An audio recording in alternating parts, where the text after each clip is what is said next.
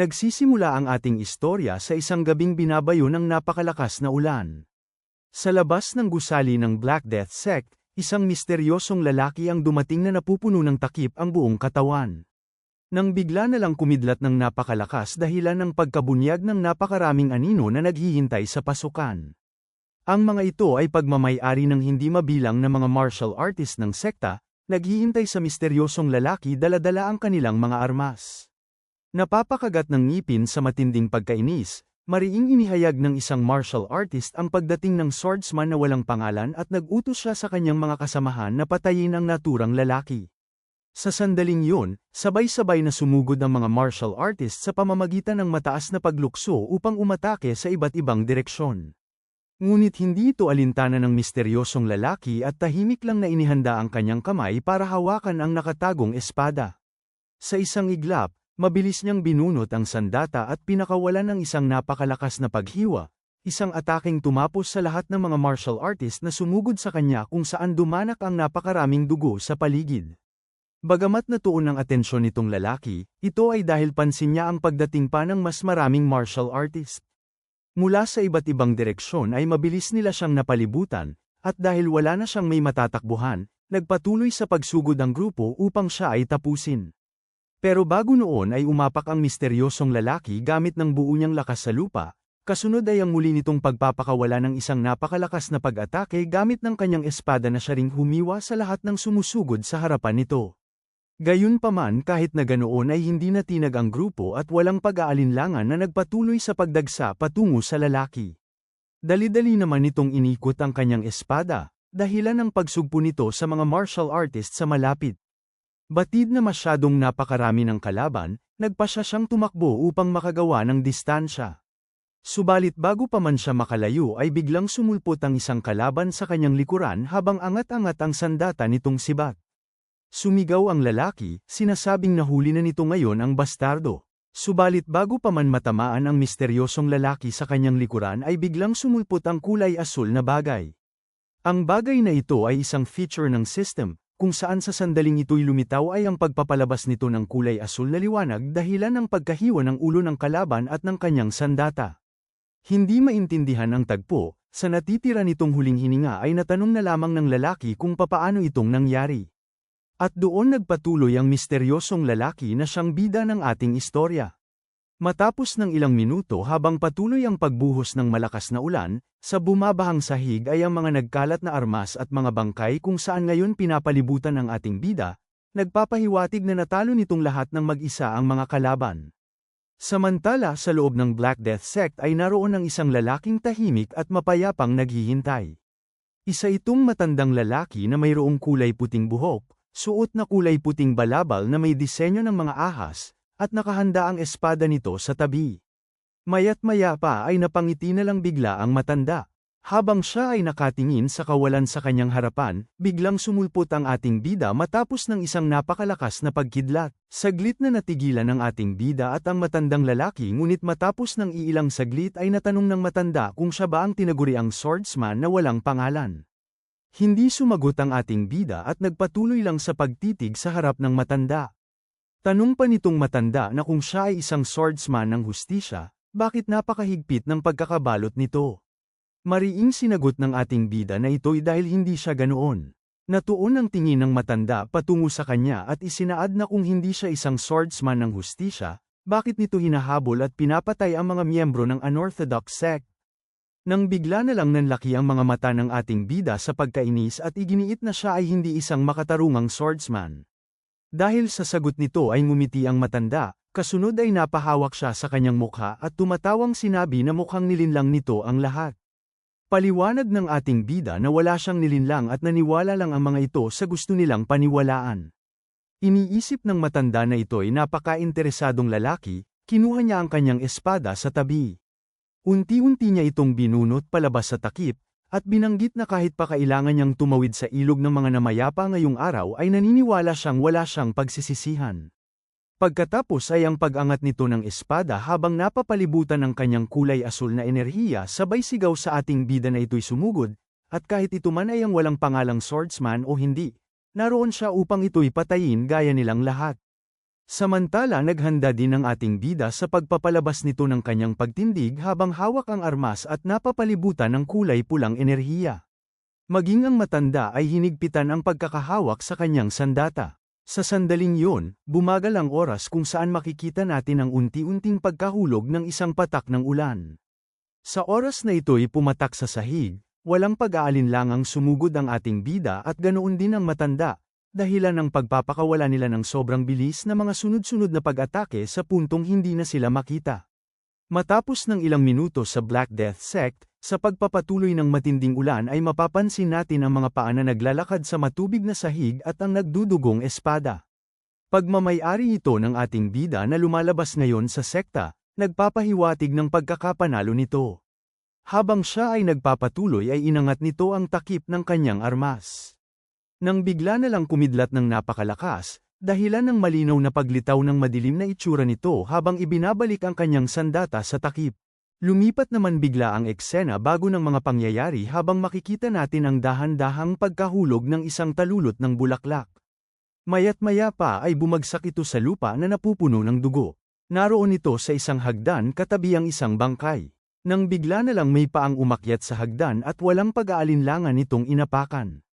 Ang naroon ay mga kalalakihang may mga simbolo sa kanilang likuran, at hindi lamang ito iilan dahil ito'y hindi mabilang na mga dumagsang martial artist mula sa iba't ibang sekta dala-dala ang kanilang mga bandila papasok sa loob ng isang gusali.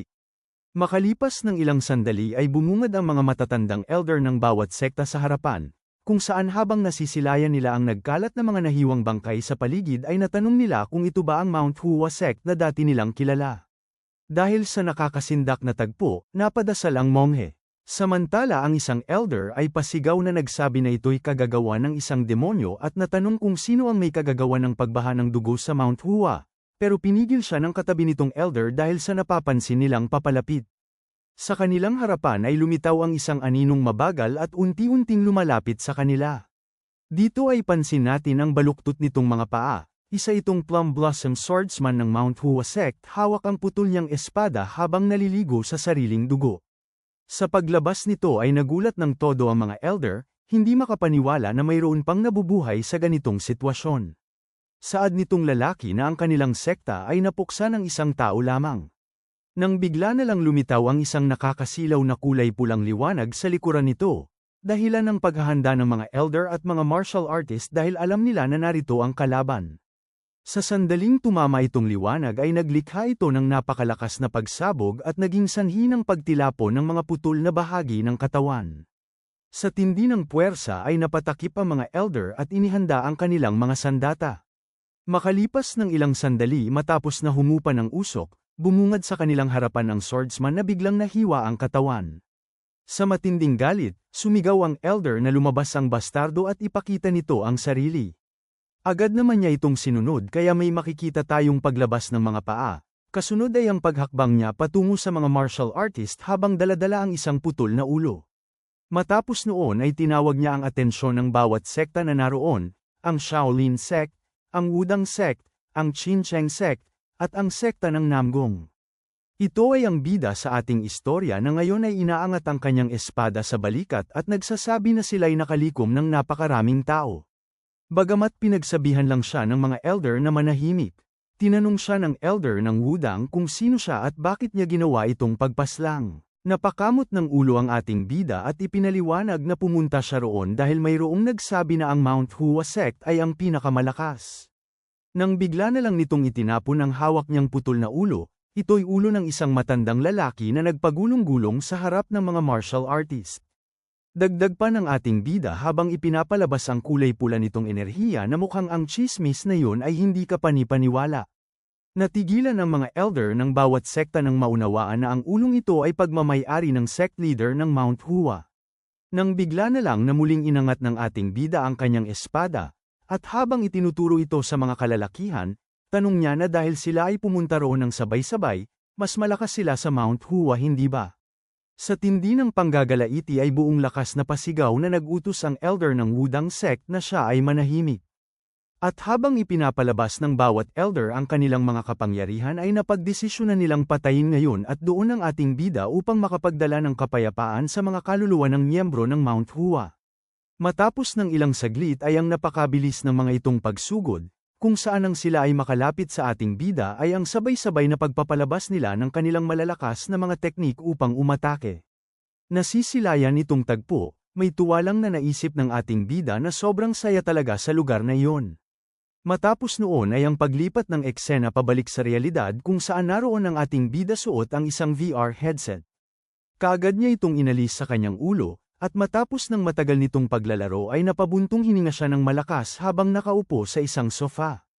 Hawak ang kanyang leeg, natanong niya kung sobra pa ba sa kanya ang pinagsamang pag-atake galing sa ganoon karaming kalaban. Sa itaas ng lamesa sa kanyang harapan ay makikita naman natin ang case ng laro na kanyang ginamit, ang larong tinatawag na Murim Online. Isa itong bagong gawang virtual reality sa mundo ng Murim, at ito'y kilala sa malupit nitong karahasan, kasama ang pagputol sa kamay at leeg, at sobrang marahas na aksyon.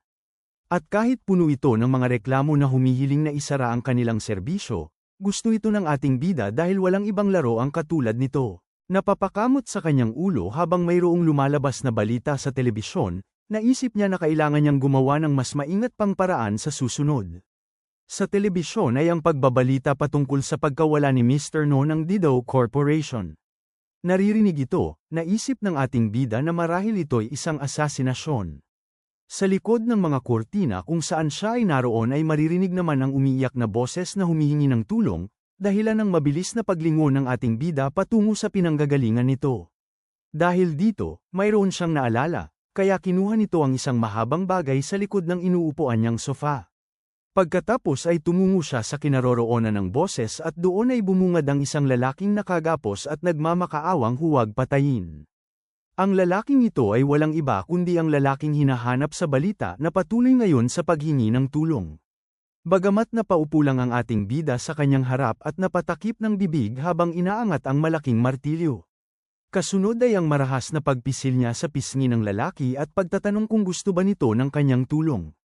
Naiiyak na nakiusap itong lalaki na hindi niya alam kung bakit siya nito kinidnap pero wala talaga siyang ginawa.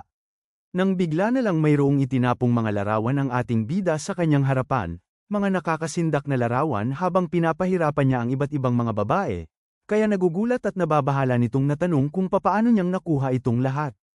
Bagamat napatayo lang ang ating bida at habang inaayos nito ang kanyang hawak na malaking martilyo ay pinaliwanag niya na kung wala itong ginawang masamang bagay ay hindi siya nito magiging biktima. Buong loob na nagmakaawa itong lalaki na siya ay patawarin dahil nagsisisi na siya sa kanyang mga ginawa. Ngunit bigla na lang buong lakas na hinila ng ating bida ang buhok nito sabay sabi na pamilyar sa lalaki ang salitang patawarin. Dagdag pa niya na kung siya man o ang lalaki ang nakakarinig sa mga salitang yun, hindi ba ito nakakasawa na? Matapos noon ay iniunat ng ating bida ang kanyang braso upang itaas ang sandatang hawak para ihampas sa lalaki. Ngunit bago pa man matamaan itong lalaki ay ang pag-iba ng ekspresyon sa kanyang mukha, kasunod ay ang buong lakas niyang pagsigaw kung saan gamit ng kanyang katawan ay itinulak nito ang ating bida. Dahilan kung bakit ito napaatras at nagawa nitong mabitawan ang kanyang armas. Gamit ng natitira nitong lakas, nakawala ang lalaki sa pagkakagapos ng kanyang mga kamay. Napapakagat ng ngipin sa inis, habang hawak-hawak ngayon ang malaking martilyo ay binalaan niya ang ating bida na itong bastardo ay mamamatay ngayon. Makalipas ng ilang saglit ay nanlaki naman ang mga mata ng ating bida at siya ay napangiti. Ito ay dahil walang inaaksayang oras na sumugod ang lalaki angat-angat ang sandata upang ihampas sa ating bida. Sapagkat mabilis na ginalaw ng ating bida ang kanya mga paa, dahilan kung bakit bahagya nitong naiwasan ang ginawang pag-atake ng lalaki. Ang pagkakataong ito ay naging isang malaking oportunidad kaya nagpalabas ang ating bida ng isang buong lakas na pagsuntok. Na siyang kaagad na tumama sa katawan nitong lalaki, sa lakas nito ay napabukas siya ng kanyang bibig at tumalsik ang laway nito palabas. Pero hindi pa dito nagtatapos dahil gamit ng kanyang tuhod, muli nitong inatake ang lalaki sa kanyang ulo dahilan ng napakalakas na pagtilapon nito sa malayo. Dahil sa mga malakas na pag-ataking ito, saglit na nawala ng malay itong lalaki habang nakahandusay sa sahig. Maya't-maya pa ay ang paggapang nito patungo sa pinanggagalingan ng liwanag habang paulit-ulit na nagsasabi na lumayo ito sa kanya. Buong lakas pa nitong pagmamakaawa ng paulit-ulit na ayaw niyang mamatay. Sa sandaling maabot niya ang pintuan na pinanggagalingan ng liwanag, kaagad siyang napasandal upang makapagpahinga. Nang bigla na lang nitong naramdaman ang maginaw na ihip ng hangin na nanggagaling sa loob. Sinubukan niyang tingnan kung ano ang naroon, at bumungad sa kanya ang kapangipangilabot na tanawin. Ito'y hindi mabilang na mga nakabalot na bangkay na napaloob sa isang maginaw na silid. Habang siya ay natitigilan ay mapapansin natin ang pagdating ng ating bida sa kanyang likuran, iniisip na karamihan sa mga tao ay herbivores. At sa kaunting bilang ng mga carnivores, sila ay umaatake, nangangaso, at kinakain nila ang mga mahihina kesa sa kanila. Para naman sa ating bida, siya ay ang humahabol sa mga carnivores, at siya ay isang hunter. Napansin ang paglapit ng ating bida, nagmakaawa itong lalaki na lumayo ito sa kanya. Pasigaw pa nitong dagdag habang napapamura na itong bastardo ay huwag lumapit. Nang bigla na lang mayroong sumipa ng napakalakas sa pintuan ng silid na kanilang kinaroroonan dahilan ng pagbukas nito. Naroon ang maraming bilang ng mga pulisya na mabilis na dumagsa patungo sa loob. Sa sandaling marating nila ang kinaroroonan ng dalawa, inutusan nila ang ating bida na tumigil. Ang isang detective na nangunguna sa mga pulisya ay tinawag ang ating bida sa kanyang pangalang Dong Bangso at may kinuhang bagay sa loob ng kanyang damit.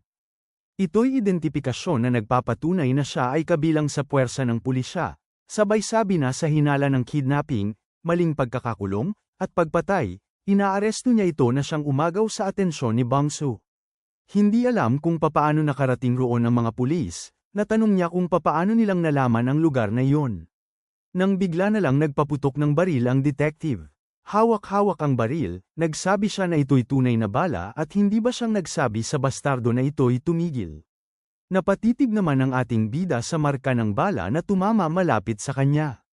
At habang siya ay nakatayo sa harap ng napakaraming bilang ng kalalakihan, mayroong pumasok sa kanyang isipan.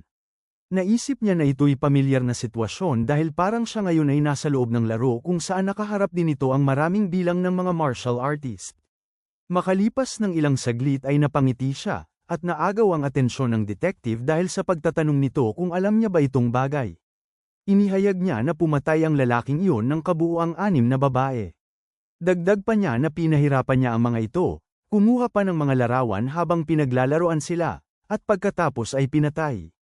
Itinuturo ang mga nakabalot na bagay sa loob ng freezer, paliwanag pa ni Bangso na ang sa tabi ng lalaki ay mga bangkay na kagaya nito dahil halos sa kanilang lahat ay mga mamamatay tao. Dagdag pa niya habang nanlalaki ang kanyang mga mata, na itong mga lalaki ay mga hayop dahil sila ay mga carnivore na nangbibiktima ng mga karaniwang tao. At habang siya ay nagpapalabas ng seryosong nakakatakot na mukha, wika pa niya na siya ay isang hunter lamang na nanghuhuli sa kanila. Tanong niya sa detective na ikinabahala ng todo ng lalaki, na nauunawaan niya ba ito dahil ang dapat nitong binabaril ay hindi siya at itong bastardo. Bagamat sagot lang nitong detective habang itinututok ang baril at sumisindi ng sigarilyo ay kung ganoon ba. Dagdag pa niya kung ano ba ang kanyang gagawin dahil ang nakikita niya lang ay isang baliw na mamamatay tao na nangingidnap at pumapatay ng mga tao.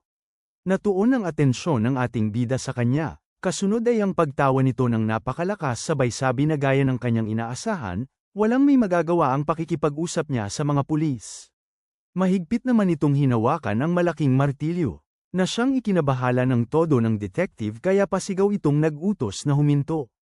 Pero hindi ito batid ng ating bida at nagpatuloy lang sa paghampas ng kanyang armas, dahilan ng pagtama nito sa ulo ng lalaki ng napakalakas kaya ito'y sumabog kaya siya ay pinaputukan ng pulisya. Pagkatapos ng kanyang ginawa, humiling ang ating bida na kung siya ay magkakaroon ng panibagong pagkakataon sa buhay, umaasa siyang napupuno ito ng mga halimaw na maaari niyang patayin ayon sa ninanais ng kanyang puso. Habang papalapit ang bala sa kanya, naisip niya na ito'y isang lugar na gaya ng Murim. Makalipas ng ilang saglit ay pansin naman natin sa pader ang bakas ng bala at mga dugo, nagpapahiwatig na nagawang matamaan ang ating bida.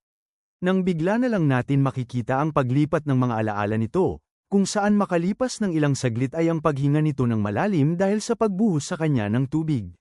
Dito ay nagising siya habang hinihingal ng todo at natanong sa sarili kung papaano pa siyang nabubuhay dahil nakakasigurado siya na siya ay nabaril. Isang matabang lalaki ang bumungad sa kanyang harapan na nagtataka kung bakit pa ito nabubuhay dahil nakakasigurado din siya na ang batang lalaki ay namatay. Ang mata ng ating bida ay nanlaki, nalilito pa rin sa pangyayari. Nagalit naman bigla itong matabang lalaki, kaya hinawakan nito sa damit ang ating bida. Pagkatapos ay inangat nito ang kanyang kamao sabay ng gagalaiting na tanong kung alam ba nito kung gaano kahirap na dalhin siya dito galing sa palengke. Habang patuloy na itinututok ang kamao, tanong pa nito kung kailangan ba talaga niya itong tuluyan. Nang bigla na lang nitong itinapon ng batang lalaki sa tabi at sinabing magkikita sila kinabukasan at tiyak na katapusan niya na pagdating ng araw na yun. Nag-aapoy sa galit ang mga mata, pansin ng isang malaking bato sa kanyang tabi ay kinuha ito ng ating bida. Pagkatapos ay sinubukan niyang sundan itong lalaki, pero bago pa man siya makalapit ay nakaramdam siya ng matinding pananakit sa buo niyang katawan kaya ito'y kanyang nabitawan. Sa tindi ng nararamdaman nitong sakit ay natumba siya sa lupa. Dito nakita niya ang kanyang kamay na kasing nipis ng mga buto, at doon napagtanto niya na mayroong bagay na kakaiba. Kaya dali-dali niyang binuksan ang kanyang suot na damit. Bumungad sa kanya ang isang katawan na butot balat at naunawaan niya na hindi niya pagmamayari itong katawan. Hinahawakan ng kanyang nangingitim na tagiliran, nagtaka siya kung ano itong mga sugat. Natuon naman bigla ang atensyon nito sa labas ng kanyang silid. Doon ay nanlaki ng todo ang kanyang mga mata sa kanyang nakikita. Ito ay dahil ang nasa kanyang harapan ngayon ay isang napakagandang tanawin na mayroong kakaibang mga gusali galing sa ibang mundo na pamilyar sa kanya. Habang patuloy na nakatitig ng napupuno ng pagkamangha sa kanyang kinaroroonan ay natanong niya kung ito ba ay ang mundo ng Murim. Saglit siyang natigilan, at matapos ng ilang sandali ay napahawak siya sa kanyang ulo at napaluhod. Hawak-hawak ang kanyang bibig ng dalawang kamay ay naiyak siya ng todo. Kasunod ay ang pagbitaw niya dito at pagpapalabas ng malaking ngiti dahil natupad ang kanyang kahilingan. Mayroon namang notifikasyon ang biglang tumunog para sa manlalaro na si Dong Bangsu. Isang mensahe ang lumabas, binabati siya sa pagdating niya sa Murim Online, ang mundo kung saan naninirahan ang pinakamalakas. Dahil dito, natawa na lang ng histerikal ang ating bida na parang isang baliw. Lumipat naman ang eksena sa nakaraan bago muling mabuhay ang ating bida habang mayroong paa ang inaayos ang mga tuyong damong nakakalat sa lupa. Mayroon ding mga kabayo sa paligid, at makikita natin ang batang lalaki sa loob ng kulungan ng mga kabayo na masipag na nagtatrabaho. Bigla namang may sumipa sa pintuan, isang lalaking tumatawag sa pansin ng batang lalaking nagngangalang Sosam. Naagaw ang atensyon nitong batang lalaki at tinanong niya kung ano ang pakay nitong si Machil. Napahawak si Machil sa kanyang ilong dahil sa mabahong amoy ng mga dumi ng mga kabayo, saka inutusan niya si Sosam na sumunod dahil mayroon siyang ipapagawa sa kanya. Ngunit naglakas loob at mariing nagtanong si Sosam kung ngayon na ba dahil hindi pa siya natatapos sa paglilinis ng kulungan, dahilan ng pag-uunat at pag-aayos ni Machil ng kanyang braso. Kasunod ay buong lakas nitong dinakma ang batang lalaki sa pisngi, at saad niya na mukha ba siyang nagtatanong. Dagdag pa niya habang inaangat sa ere ang bata, na dahil pinapatuloy at pinapakain ang ulilang bulol na ito ng angka ng Danri ay palagi niyang nakakalimutan ang kanyang lugar. Binanggit pa nito na tandaan niya na siya ay isang hamak na alipin lamang, kung saan wala nang may nagawa itong batang lalaki kundi hayaan na lang ang patuloy na pang-aabuso sa kanya. Makalipas ng ilang minuto ay tumungo naman tayo sa bayan, sa isang tindahan na nagbebenta ng mga sandata. Dito ay makikita natin ngayon ang pagdating ng isang matabang lalaki kasama si Sosam, kaya natanong nitong matanda kung bakit itong si Dong-o ang dumating at hindi si Machil. Paliwanag ni Dong-o na alam ito ng matanda. Ito'y dahil si Machil ngayon ay nasa Phoenix Tavern at nagiinuman kasama ang babaeng si Eng-eng. Pinapatunog ang mga daliri nitong mataba sa tabi ng batang lalaki, nagsabi ang matanda na ito'y hindi mahalaga at natanong kung sila lang bang dalawa ang pumunta. Dahil kung ganoon, mahihirapan silang dalawa sa paglipat ng napakaraming nagkalat na mga sandata. Sapagkat napatawa lang ng malakas si Dong-o at natanong kung hindi ba nito nakikita, andito ngayon ang perpektong kabayo na kanilang magagamit. Nang bigla na lang nitong sinuntok ang batang lalaki ng napakalakas sa kanyang katawan, dahilan ng pagkakatumba nito sa lupa habang napapaubo ng ilang beses. Pero kahit na ganoon ay walang pakialam itong matabang lalaki at may masamang tingin lang na natanong kung ano ang ginagawa nito, at nag-utos na siya ay tumayo dahil kailangan nitong ilipat ang mga sandata ngayon din. Mayroon naman siyang naalala kaya siya ay napadikit ng dalawa niyang kamay. Paliwanag niya na mayroon din siyang mga plano sa Phoenix Tavern ngayong araw, kaya mukhang ang kanilang nakababatang kapatid na si Sosam lang ang gagawa ng mabibigat na trabaho ngayon. Habang sumusuka si Sosam sa lupa, nagsabi lang itong si Dong-o na siya ay aalis na ngayon kaya dapat itong magsikap sa trabaho. Nasisilayan itong tagpo, saglit na natigilan ang matanda. Pero napalihis na lang siya ng tingin habang nalulungkot dahil wala siyang may magagawa. Di kalaunan ay makikita naman natin ang batang lalaki na hinihingal ng todo sa paglalakad habang daladala ang napakabigat na mga armas sa kanyang likuran. Sa kanyang pagpapatuloy ay unti-unting napunit ang lalagyan, kung saan matapos ng ilang saglit ay tuluyan itong napunit dahilan ng pagkahulog ng mga armas at pagkatumba ng batang lalaki. Kahit pa na mayroong malaking butas ang lalagyan, nagpatuloy si Sosam sa pagkolekta sa mga nahulog na armas at ito'y kanyang pilit na dinala para magawang mailipat. Makalipas ng ilang oras sa paglubog ng araw kinahapunan ay tumungo tayo pabalik sa tindahan, dito ngayon ay naroon ang matandang lalaki, nagsasabi na mabuti ang ginawa nito at nangangambang na tanong kung hindi ba dapat itong magpahinga. Ito'y dahil pansin niya ang batang lalaki ay napakaputla, kapareho ng isang taong nasa bingit ng kamatayan. At ganoon nga dahil siya ay tama, pero kahit na ganoon ay nagsabi lang ito na siya ay maayos lang. Sa pag-uwi ng batang lalaki ay ramdam nito ang matinding pagkahilo kaya hindi ito makalakad ng maayos. Kasabay pa nito ay mayroon siyang naririnig na tinatawag ang kanyang pangalan ng ilang ulit. At habang siya ay nakakaramdam ng ginaw, ang boses ay nagtanong sa kanya kung gusto pa ba nitong ipagpatuloy ang ganitong nakakaawa at mala-insektong buhay. Nang bigla na lang nitong nabangga ang isang lalaki, kaya napatingin siya kung sino ito.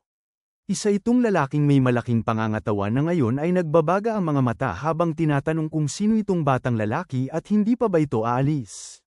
Nang hihina at wala sa sarili, sinubukang manghingi ni Sosam ng kapatawaran. Pero bago pa man ito matapos ang kanyang sinasabi ay buong lakas siyang sinuntok nitong lalaki sa mukha. Sinasalo itong pag-atake, natanong niya sa sarili kung kailan at saan ba nagkamali ang lahat.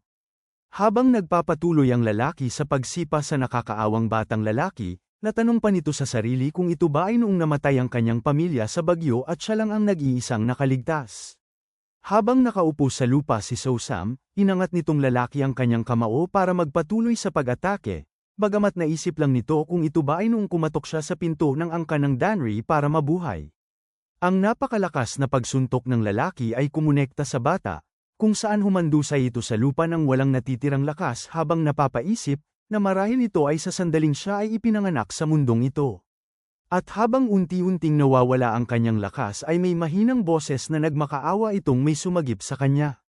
Lumipat naman bigla ang eksena pabalik sa kasalukuyan patungo sa kulungan ng mga kabayo habang lumalabas ang liwanag sa maliit na bintana. Naroon ngayon ang ating bida sa katawan ng batang lalaki. Sa kanyang pagkagising ay unti-unti nitong binuksan ang kanyang kulay pulang mata. Tumayo siya pero ramdam nito ang napakatinding pananakit ng kanyang katawan dahil sa kanyang mga sugat. Hindi naman ito napanatili ang kanyang balanse kaya napasubsob siya sa iniinuman ng tubig ng mga kabayo. Doon habang pinagmamasdan niya ang refleksyon ng bago niyang katawan ay napagtanto niya na ang pangalan nitong batang lalaki ay Sosam. Maya't-maya pa ay sumandal siya sa bagay upang makatayo ng tuwid. Napapatingala habang pinagmamasdan ang paligid, naunawaan niya na itong kulungan ng mga kabayo ay ang nasa alaala ng batang lalaki. Napagtanto niya din na ang tunay na si Sosam ay namatay sa pagkakabugbog sa mga panahong iyon at siya ay pumasok sa katawan nito. Natuon naman bigla ang kanyang atensyon sa kanyang napapansin sa gilid, ito ay dahil lumitaw sa kanyang tabi ang isang status window. Kabilang dito ay isang mensahe galing sa system, binabati siya sa pagdating niya sa Murim Online, ang mundo kung saan naninirahan ang pinakamalakas. Lumipat naman bigla ang eksena patungo sa bayan habang makikita natin si Machil na naglalakad, dito ay daladala niya ang isang mangkok ng nakakadiring tira-tirang pagkain. Nagreklamo siya kung bakit niya kinakailangang gawin itong bagay, at natanong kung siya lang ba sa angka ng Danri ang makakaayos sa gulo ng bastardong yun. Naisip niya rin na dapat ang bastardong yun ay dumiretso na sa kulungan ng mga kabayo pagkatapos ng trabaho. Pero hindi niya lubos maisip na sa lahat ng mga tao ay makakatagpo nito si Peng Dorang, isang sikat na lalaki sa pagkakaroon nito ng napakaikling pasensya. Kasunod ay ang pagpapalabas nito ng nakakatawang reaksyon habang sinasabi na hindi siya makapaniwala na ang dakilang lalaki na gaya niya ay lilinis ng puwet ng nakakaawang maliit na bastardong na yun. Nang bigla na lang nagdilim ang ekspresyon nito at natanong kung dapat bang patayin niya na lang ito ng tuluyan. Pero pinitik nito ang kanyang dila at naisip na masyado itong mapanganib dahil kung siya ay mahuhuli, ang kanyang leeg ay ang mauunang mapuputol. Di kalaunan ay ang pagdating niya sa kulungan ng mga kabayo kung saan malakas ang pagkakasipa nito sa pintuan upang ito'y bumukas, sabay tanong sa batang lalaki kung bakit ang bastardong ito ay kailangan pang mabuhay at gumawa ng ganitong problema para sa kanya. Itinapon naman ito ang tira-tirang pagkain patungo sa ating bida, kung saan bumagsak ito sa pagitan ng kanyang mga paa kaya nagpatuloy sa pag-alis si Machil. Ngunit kahit na ganoon ay hindi ito alintana ng ating bida at patuloy lang na pinagmasdan ang lalaki. Natanong niya sa sarili kung 2 linggo na ba ang nakalipas noong siya ay magising sa lugar na yon. At sa mga oras na yon, nagawa niyang mangalap ng impormasyon kay Machil at sa panlabas na mundo. Una, habang pinagmamasdan niya ang mga nag-eensayong kalalakihan ay nagawa niyang malaman na ang mga tao roon ay gumagamit ng letrang Tsino kahit ito'y hindi sa Tsina. Nakikita ang pagkakaroon ng liwanag sa espada, napagtanto niya na ito ay dahil sa martial arts. Kinabibilangan nito ng mga nakakamanghang techniques na noon ay tila posible lamang sa mga nobela at pelikula dahil ang mga tao ay lumilipad at kumikilos ng napakabilis na halos hindi masundan ng mga mata. Habang nagpapatuloy ang pag-eensayo ng mga kalalakihan, mayroon pang napansin ang ating bida. Sa mundong ito, ang nasabing mga martial arts ay nabubuhay at humihinga. Kaya para itong totoong buhay na bersyon ng Murim Online. Pangalawa ay nagawa niyang malaman ang patungkol sa status window at system, at nakakasigurado din siya na itong Murim Online na status ay gumagana at tanging siya lang ang nakakakita. Sa simula, dahil sa system window na yon at pagkakaroon ng martial arts, naisip niya na ito'y nasa loob ng isang laro. Pero habang pinipiga niya ang kanyang kamao, sinabi nito na ang lugar na yon ay hindi maikakailang totoo. Ito ay dahil ang lahat ng mga tao roon ay mayroong kani-kanilang emosyon, at sila ay gumagalaw na parabang sila ay nabubuhay. Kaya habang pinagmamasdan ng ating bida ang status window ay natanong niya kung siya ba ay isang tao o isang player. Bigla naman itong inalis ang system dahil sa isang boses na sumulpot malapit sa kanyang kinaroroonan. Ito'y pagmamay-ari ni Dong-o na sumilip sa pintuan habang nagsasabi na mukhang ang kanilang nakababatang kapatid ay komportable ang pamumuhay. Dagdag pa nito habang nagpapalabas ng nakakatakot na mukha, na ito'y habang ang ilan sa kanila ay sinigawan at pinarusahan dahil sa isang tanga, at natanong kung matagal ba itong hinintay ng bastardo. Hindi sumagot si Sosam at patuloy lang siyang pinagmasdan sa sulok. Subalit matapos ng ilang sandali ay natuon ang atensyon ni Dong-o dahil sa bigla nitong pagtayo. Matapos noon ay ang pagkuha niya sa tira-tirang pagkain, kung saan wala nitong pag-aalinlangan na diretsyong nilunok dahilan ng pagtataka ng matabang lalaki. Sa galit ay inangat ni Dong-o ang kanyang isang kamay para siya ay patamaan. Ngunit bago noon ay mapapansin natin ang pagliliwanag ng kulay pulang mata ni Sosam, kasunod ay ang mabilis na pagbasag niya sa mangkok para makagawa ng isang matalim na armas. Matapos noon ay ang walang pag-aalinlangan niyang pagsugod at pagsaksak sa leeg ng matabang lalaki kung saan mabilis na sumirit ang dugo. Tinitigan naman siya ng ating bida nang parang may nababaliw na tingin. Samantala si Dong-o ay dali-daling tinakpan ang kanyang sugat upang pigilan ang pagdurugo. Nang bigla na lang lumapit ang ating bida at mayroong bagay na binulong, sinasabi kay Guakdong-o na ang kilala nitong bata ay matagal nang namatay. Kasunod ay ang muli niyang pag-angat ng kanyang kamay upang saksakin ulit ang lalaki. Pansin ito, gamit ng kanyang bakanteng kamay ay hinuli niya ang kamay ng ating bida para ito'y maharang. Pero dito siya nagkakamali dahil ang hawak nitong patalim ay nasa kabila pala, dahilan ng muling pagkakasaksak nito sa matabang lalaki kaya siya ay napasigaw na lang ng todo. Walang awa naman nitong pinagsasaksak ang mataba, at habang ito'y pinagpapatuloy niya ay ang walang tigil nitong baliw na pagtawa kung saan nagkalat ang napakaraming dugo sa paligid. Sa sandaling siya ay huminto ay ang walang tigil na pagsirit ng dugo palabas sa katawan ng lalaki, dahilan ng pag-ulan nito sa paligid. Naliligo sa dugo, naramdaman ng ating bida na ito'y mainit. Matapos noon ay ang kanyang pagtingala at pagtatanong kung siya ba ay isang tao o isang player. Ngunit hindi yun mahalaga, dahil naunawaan ng ating bida na itong lugar ay walang dudang isang realidad. Naunawaan niya din ang pinakamahalagang batas sa mundong ito na kanyang naramdaman kay Machil at sa bastardong yun. Ang mga mahihina ay mga biktima ng mga malalakas, at ang mga malalakas ay sinasamba. Nandidilat ang kulay pulang mga mata at napapangiti, naisip ng ating bida na kung ito'y sa lugar gaya nito, Maaari siyang pumatay ayon sa ninanais ng kanyang puso nang hindi kailangang itago ang tunay niyang pagkatao. At mas malalakas, o di kaya ay mga halimaw na mga carnivores ang tiyak na malayang gumagala sa gubat na tinatawag nilang Murim. Pabalik sa ating bida habang pinagmamasdan ang malaking bukol sa kanyang braso, naisip niya na sa sandaling gumaling itong katawan ay ipagpapatuloy niya ang pangangaso. Napangiti naman siya bigla. Kasunod ay ang pag-angat nito ng kanyang dalawang kamay habang napapatingala sabay dagdag na ipagpapatuloy niya ang pangangaso dito sa lupain ng tunay na mga mamamatay tao. Dito sa bagong Murim, dito siya magsisimula.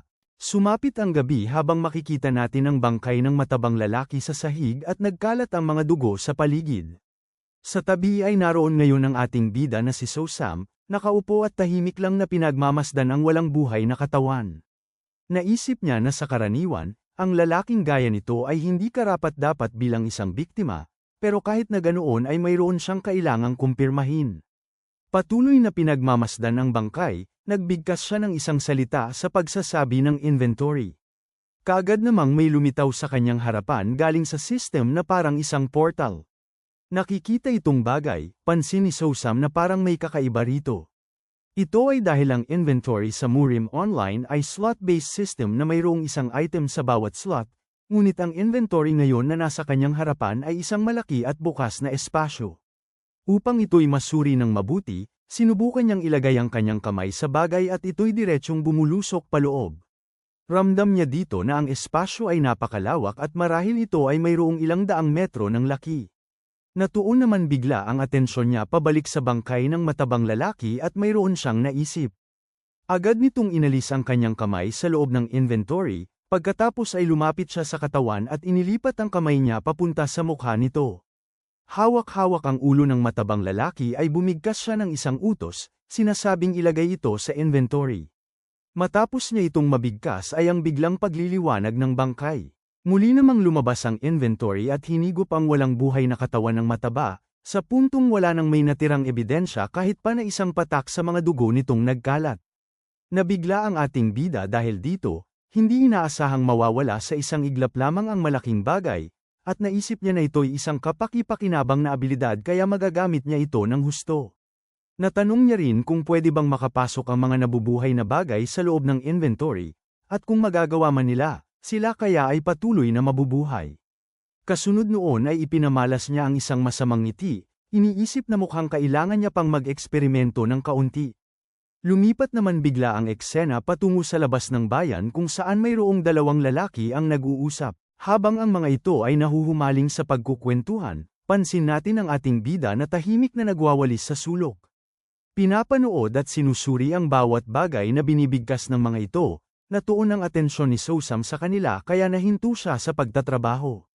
Mayroon namang isang lalaki ang napansin siya at lumapit sa kanya, kung saan ang siya ay marating nito ay ang napakalakas na pagbatok niya kay So-sam sa ulo. Ito ay si Machil, nagsasabi na narinig niya na itong batang lalaki ay hindi na nakakapagsalita. Nagkukunwaring nasisiraan ng ulo siyang sinagot ng ating bida sa pagpapalabas ng hindi maunawa ang tunog. Gamit ng daliri ni Machil, idinikit niya ito sa payat na katawan ng bata at minumurang pinagsabihan na huwag lang itong tumayo doon nang walang may ginagawa. Matapos noon ay inilipat niya ang kanyang daliri patungo sa isang kabayo sa loob ng kulungan at inutusan si So-sam na isama ito sa paglalakad. Agad namang napayuko ang ating bida at muling nagpalabas ng kakaibang tunog upang pasang-ayunan ang utos ng lalaki. Pero kahit na ganoon, napapapiga ng kanyang kamao siyang nagreklamo kung ano ba ang dapat nitong gawin sa isang lalaking hindi nakakapagsalita ng maayos.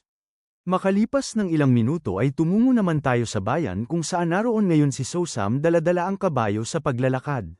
Dito ay pansin niya ang iba't ibang taong nagtitipon, naroon ang mga taong nagbebenta sa kanilang mga tindahan at mga taong mapayapang namamalengke. Pero mayroong bagay ang umagaw sa kanyang atensyon. Ito ay dahil sa isang maliit na eskinita sa tabi ng isang tindahan ay mayroong mga nagtatagong maliit na anino. Iyon ay ang mga kabataan na walang pag-aatubiling hinagis ang isang bato papunta kay So-sam.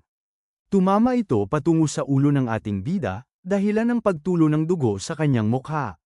Matagumpay sa masamang bagay na kanilang ginawa, Nagpatuloy ang mga maliliit na bata sa pang-aasar kay Sosam sa pamamagitan ng pagtawag sa kanya na isang bobo at mayroong nagsasabi na hindi na ito ngayon nakakapagsalita. Nang bigla na lang natigilan itong isang batang lalaki dahil sa paglapit ng ating bida sa kanilang kinaroroonan. Dito ay taglay ngayon ni Sosam ang nakakasindak na tingin at napakalakas na killing intent. Pinunasan naman agad ng bata ang kanyang mga mata upang masiguradong hindi siya namamalikmata. Kaya noong muli nitong tiningnan si Sosam, bumalik na ito sa pagiging isa nitong nababaliw at siraulong lalaki na hindi nakakapagsalita. Nagpatuloy sa paglalakad ang ating bida kasama ng kabayo kaya naiwan ang mga batang nagtataka. Kaagad naman ng mga itong tinawanan ang nakakaawang bata, at nagpatuloy sila sa walang tigil na pagbabato kay Sosam habang inaasar na ito'y isang pipi. Pero kahit na walang tigil ang mga ito sa kanilang masamang gawain, nagpatuloy lang si Sosam sa paglalakad habang nagpipigil na ipakita ang tunay niyang pagkatao. Lumipat naman tayo sa ibang dako habang mayroon tayong makikitang mga paa na naglalakad. Pagmamay-ari ito ni Machil na ngayon ay nagrereklamo na dapat ang gaya niya ay hindi nakatali sa paglilinis ng mga sandata dahil si Guakdong-o ay hindi nagpakita ng ilang araw. Tanong pa nito nang marating ang isang gusali na kung ito kaya ay namatay kung saan. Nang bigla na lang siyang nagulat dahil sa pagbukas ng pinto. Ang naroon ay si Sosam kaya nagtataka niyang natanong sa batang lalaki kung bakit siya lumalabas doon. Naagaw ang atensyon nito sa kanyang nasisilayan, ito ay dahil ang mga armas ngayon ay naayos ng mabuti at kumikinang sa sobrang kalinisan.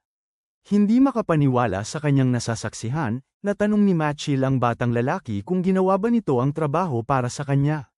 Na siyang pinasang-ayunan ni Sosam sa pamamagitan ng paulit-ulit na pagyuko nito na parang isang baliw. Naisip ni Machil na matapos ang isang karanasan na halos ikamatay ng ating bida ay nag-iba ang batang lalaki ng tuluyan, dahil ngayon ay nagtatrabaho na ito ng mabuti at ginagawa ang mga bagay ng hindi inuutusan. Tanong din niya kung naging ganap na bang tao ang batang ito sa wakas. Pagkatapos noon ay mayroong ibinigay na napupunong maliit na supot si Sosam sa lalaki. Nagtataka itong kinuha ni Machil at natanong kung ano ito, at nang ito ay kanyang mabuksan ay bumungad sa kanya na ito'y napupuno ng pera. Sa sandaling ito ay kanyang maunawaan ay saglit siyang natigilan. Matapos noon ay ang pag-akbay niya sa balikat ng ating bida at natutuwang pagsasabi na sa wakas ay natutunan na din ito kung papaano gumagana ang mundo. Kasunod ay ang napakalakas na paghampas nito sa likod ni Sosam sabay sabi na ito'y mabuti kaya ipagpatuloy niya ito simula ngayon. Dali-daling umalis si Machil nang daladala ang nakuha nitong pera habang nagpapalabas si Sosam ng nababaliw ng ngiti. Nang bigla na lang nagbago ang ekspresyon nito sa pagiging seryoso, iniisip na si Machil ay isang tanga dahil hindi niya namamalayan na ito na ang kanyang pamasahe sa kabilang buhay. Makalipas ng ilang minuto ay makikita natin ang pagkahulog ng supot na naglalaman ng pera, sinalo ito ni Machil habang naglalakad sa isang kalye habang may ngiting napapaisip na tama ang ginawa ng bata. Dahil sa halip na araw-araw lang itong yumuyuko, kailangan niyang matuto gaya nito. At dahil napupuno ang bulsa ni Machil ngayong araw, may malaking ngiti nitong napag-isipan na imbis na si Eng-eng ang tabihan, baka ang babaeng si Choson ang pipiliin niya ngayong araw. Maya't-maya pa ay ang pagdating nito sa labas ng gusali ng Phoenix Tavern, dito ay sinalubong siya at binati ng isang lalaki, sinasabing mukhang naririto na naman ulit ito. Hinawakan ni Machil ang lalaki sa kanyang balikat at nag-utos na kuhanin nito si Choson. Hindi ito tuluyang naiintindihan, sumang-ayon ang lalaki na kukunin ang karaniwan nitong hinahanap na si Eng-eng. Pero pagkalipas ng ilang sandali matapos niya itong maproseso ay ang nagugulat niyang pagtanong kung ang sinabi ba nito ay si Choson. Pinasang-ayunan nito ni Machil sa pagsasabi na siya ay tama habang lumalabas ang usok sa ilong dahil sa matinding pananabik. Wala namang naging imik ang lalaki at naging tahimik lang, kaya gamit ng daladalang pera ni Machil ay ipinakita niya ito sa lalaki sabay tanong kung ano ang ipinapakita nitong itsura dahil marami siya ngayong dala.